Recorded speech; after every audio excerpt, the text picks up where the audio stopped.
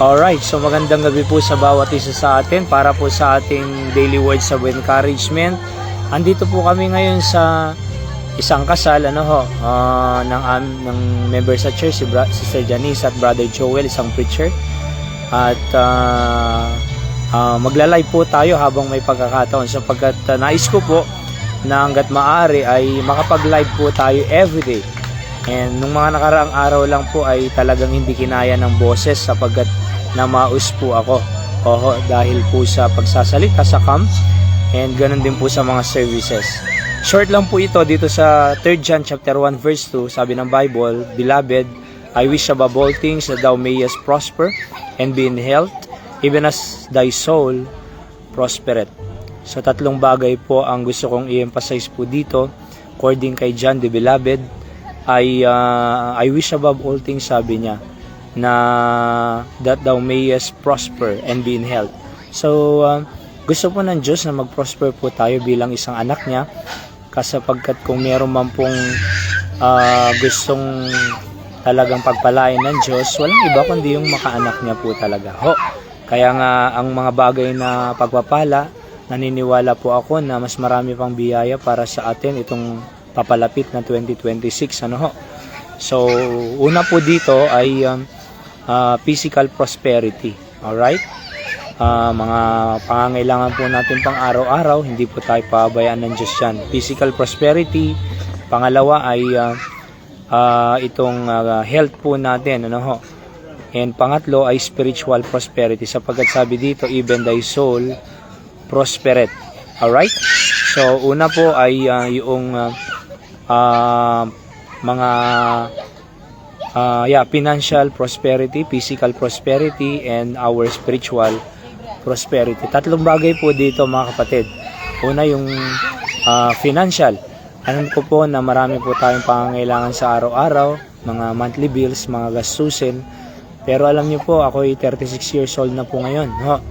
And nakita ko na po yung mga Kristiyano talaga na nagpagamit sa Panginoon, naglingkod sa Kanya, sumunod sa Diyos, hindi pinabayaan ng Panginoon sa mga pangangailangan nila araw-araw. And nakakasurvive po sila, hindi lang po nakakasurvive, talagang sobra-sobra rin. Diba? Sa 2026 mga kapatid, tuloy-tuloy lang po tayo sa pagsunod sa Diyos, paglilingkod sa Kanya, pagpupuri sa Kanya, hindi po tayo magkukulang sa mga financial na pangangailangan natin. Alam ko ang hirap ng buhay, nakikita ko sa mga kapatiran sa area, talagang mahirap po talaga kaya nag-a-abroad po sila. Kala nila ay yung abroad ang pag-asa nila para umahon sa buhay sa kahirapan. Pero nais kong sabihin sa inyo, hindi po abroad ang magpapala po sa atin, kundi ang Diyos mismo. Sabi nga ng Psalm 23, The Lord is my shepherd, I shall not want, He maketh me to lie down in green pasture. He leadeth me beside the still water. Ang nagbibigay po ng physical or ng green pasture ay ang Diyos. Hindi po abroad or anumang bansa yan, kundi ang Diyos po mismo. Magtiwala lang tayo, sumunod sa Kanya faithfully, kapatid. Hindi po magkukulang sa ating mga financial na pangangailangan po. Financial prosperity. Pangalawa po ay physical prosperity. Ito po yung sabi ng Bible na be in health. At walang imposible po sa Panginoon na maging makalusog po tayo. Alam nyo, ang sabi nga nila is health is wealth. Totoo po yun. At kasi kung may sakit ka nga ay hindi ka na makapagtrabaho, hindi mo ma-enjoy ang buhay. Ang Diyos po gusto niya po tayong bigyan ng maayos na kalusugan. And basta lamang po ingatan natin ang ating katawan, kumain ng masustansya, at iwasan ang mga bawal, iwasan ang makakasira sa ating katawan, bisyo, at ano man po yan, mga alam naman po natin kung ano ang ayaw ng katawan natin, sasabihin niya rin, magrereklamo rin po ang ating katawan. Kaya pinakamaganda po, iwasan ang mga bawal, bisyo, kung ano yung pagkain na bawal. Naniniwala po akong ma-preserve po ang ating pong physical na kalusugan, kainin ng masustansya, manalangin tayo ng good health. Ay naniniwala po ako na itatawid po natin ang 2026 na maayos, kasi sabi ng Bible, gusto ng Panginoon bigyan tayo ng maayos na kalusugan. Hindi lang yon, spiritual prosperity. So una, financial prosperity, physical prosperity, pangatlo, yung spiritual prosperity.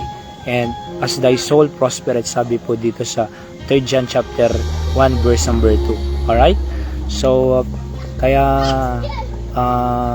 kung meron man pong higit na talagang i-improve at i-develop po natin, ay ito pong spiritual prosperity, sapagkat dyan po nagmumula talaga ang foundation po natin, kapatid, ng ating buhay.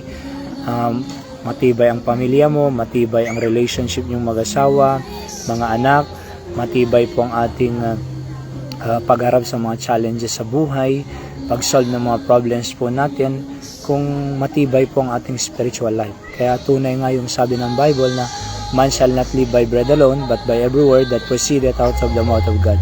So manatili po tayong makinig ng salita ng Diyos Sunday morning, Sunday night, Thursday night sa ating mga services, mga daily words of encouragement na ganito. Meron pa po tayong Bible knowledge of the day tuwing umaga or tanghali, at marami na para po tayo tumibay sa ating spiritual na pangangailangan, kapatid. Hindi po tayo nagkukulang. Sabi nga ng Bible yung mga katotohanan ay nasa kalsada lang The truth is fallen in the street. Huwag po nating hayaan na nandun lang po sa kalsada ang katotohanan. I-apply po natin, gamitin po natin upang tayo po ay magtagumpay sa buhay na ito. Sabi ng Bible, we are in a spiritual battle, kapatid. Di ba? Sabi doon, be strong in the Lord and the power of His might, for we fight against any principalities of this world. Sabi ng Biblia, put hold the whole armor of God, that you may be able to withstand against the wiles of the devil. Sabi sa Ephesians chapter 6 Kaya alam niyo po, patibayin po natin ang ating spiritual life. Opo, manalangin po tayo lagi, araw-araw, magbasa ng Biblia, makinig ng salita ng Diyos, sapagkat yan lang po ang pamamaraan talaga, kapatid. Okay? So sa lahat po ng nakikinig, saan man po kayo naroon, sa Ilocos Norte, Ilocos Sur, Pangasinan, sa Asia, yan sa Singapore, Saudi, may mga taga-Kandon po dyan na nakikinig sa ating daily words of encouragement. Ganun din po sa Amerika, Nanay Dora, Tay Jojo, Christopher, at sa iba-iba pa po na nandyan po sa Amerika. Magandang gabi po sa ating lahat. Yan po ang ating daily words of encouragement. Dito po kami sa pwede ngayon ni Brother Joel at Sister Janice, dito po sa Pawa, Ilocos Norte. Yan po, napakaganda po ng reception nila. At dito na rin po ginanap ang ceremony dito sa may Ramenan. Alright? So, libre po ang venue, pero yung cater ay sa dito po. Alright? So, napakaganda po ng paligid. Yan po. Ito po yung pinaka nila, kapatid. Okay. So muli, magandang gabi po sa bawat isa sa atin. See you on our next episode ng ating Daily Words of Encouragement. God bless you all. I love you all. Good night po.